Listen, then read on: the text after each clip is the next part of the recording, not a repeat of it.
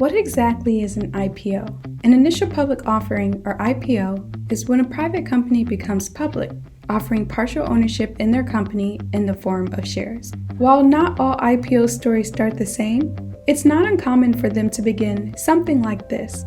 A private company is in need of additional money for the purpose of growing their business.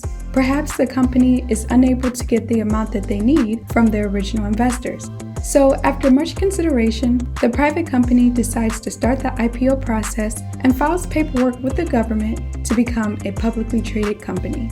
In the early stages of an IPO, the private company hires an underwriter to help with the process. The underwriter is usually an investment bank. The more lucrative the IPO, the bigger the bank or banks involved. The role of the underwriter may vary slightly with each company, but it usually consists of the following: helping the company come up with an appropriate valuation. This affects the number of shares offered and at what price. Usually the higher the valuation, the more you are going to pay as an investor to own part of this company.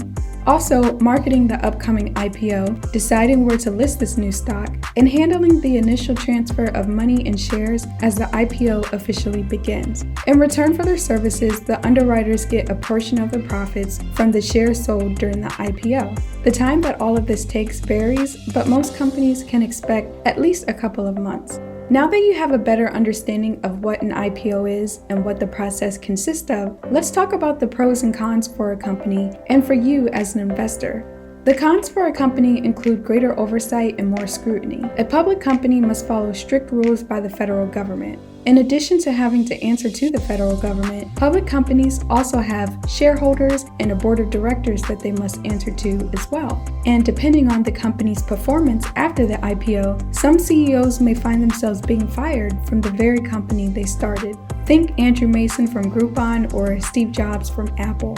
The pros for a company include the ability to raise large amounts of money to grow and expand, something that may have otherwise been difficult by staying private. The IPO is also a chance for the original investors, like family and friends, to cash out on their initial investment. While an IPO may be good news for an original investor of a company, future investors buying shares of a newly public company could suffer financially. There is limited public information to go on to determine the true value of a newly public company. And because of this lack of information and often sensationalized news coverage, initial stock prices could be overpriced. This is why some investors avoid IPOs entirely and wait a few months or years to establish a track record.